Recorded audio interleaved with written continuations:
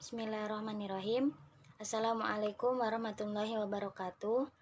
Yang kami hormati Bapak Yusuf selaku dosen pengampu mata kuliah Ushul Fikih 2. Kami dari kelompok 4 yang beranggotakan Nafa Agustorenza, Rima Anggita, dan Feti Charlie Anggraini. Di sini kami akan mempresentasikan atau membahas materi tentang mantuk dan mafhum. Baiklah, pada pembahasan pertama yaitu pengertian mantuk dan mafhum. Yang pertama, mantuk. Mantuk secara bahasa berarti diucapkan, dibicarakan, tersurat atau teks dan lain-lain. Menurut istilah usul fikih ialah sesuatu yang ditunjuk oleh lafaz sesuai dengan teks ucapan itu.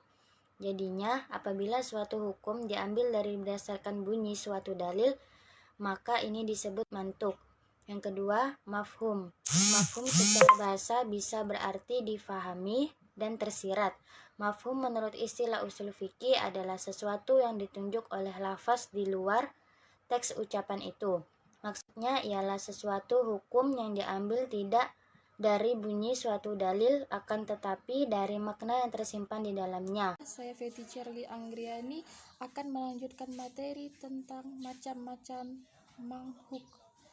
Ada 3 macam manhuk menurut ulama ushul fikih, yaitu nas.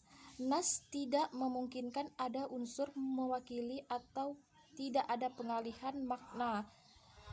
Sedangkan nas terbagi menjadi 2, yaitu sharih, jelas, dan yang kedua ghairi sharih, tidak jelas.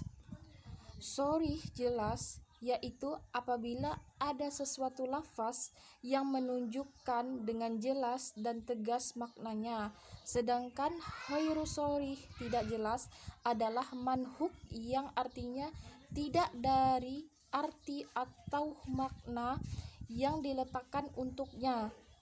Akan tetapi arti tersebut ialah sesuatu yang tidak bisa dipisahkan dalilnya. Dan manhuk ghairu sharih dibagi menjadi 3 macam, yaitu dilalah ima atau disebut juga dengan dilalah tanbih, ialah suatu teks yang berbarengan dengan lafaz tertentu.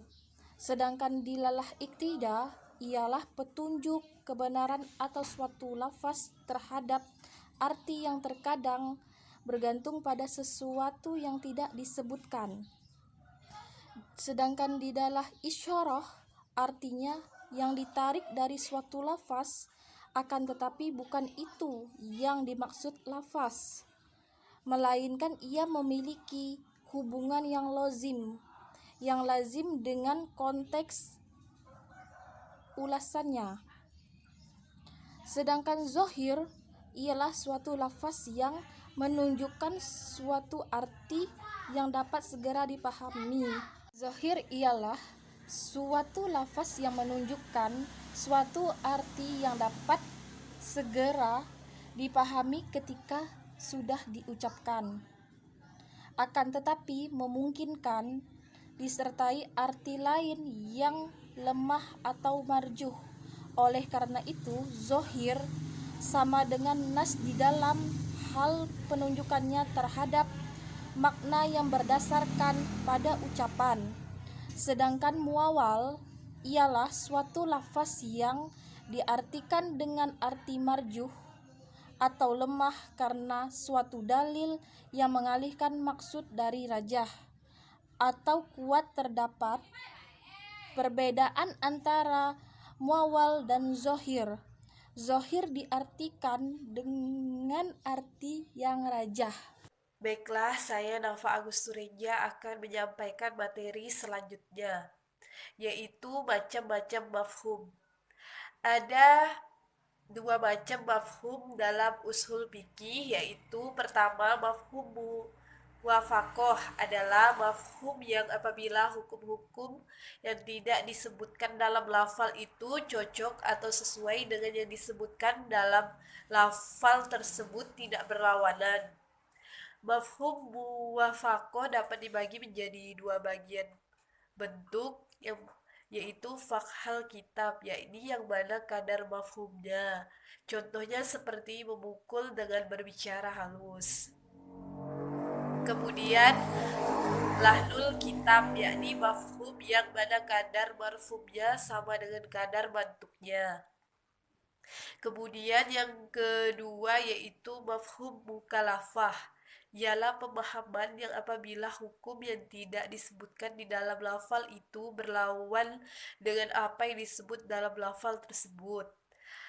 Menurut para ahli, mafhum mukhalafah dibagi menjadi beberapa, yaitu A. Mafhum washaf, ialah pemahaman atas penggunaan sifat dalam redaksi. Kemudian yang B yaitu mafhum gayah, adalah pemahaman atas penggunaan batasan dalam redaksi. Kemudian yang C yaitu mafhum syarat, adalah pemahaman atas penggunaan syarat dalam redaksi. Kemudian yang D mafhum adat, adalah pemahaman atas penggunaan bilangan dalam redaksi. Kemudian yang E yaitu mafhum lakob, adalah pemahaman atas penggunaan nama benda atau sebutan orang. Adapun syarat menggunakan mafhum mukhalafah, bahwa mafhum mukhalafah tidak boleh bertentangan dengan dalil mantuk karena dalil mantuk lebih kuat darinya. Dalam Quran Surah Al-Baqarah ayat 178, hukum qisas berlaku umum bagi siapa saja yang membunuh laki-laki atau perempuan dengan sengaja. Dengan demikian, dalam kasus ini berlaku mafhum mukhalafah, bahwa kaitan yang disebutkan dalam nas atau mantuk bukan menjelaskan sesuatu yang bisa berlaku apabila mantuk menjelaskan hukum yang biasa berlaku. Apabila mantuk menjelaskan hukum yang biasa berlaku, maka mafhum mukhalafah tidak dapat digunakan dalam nas tersebut.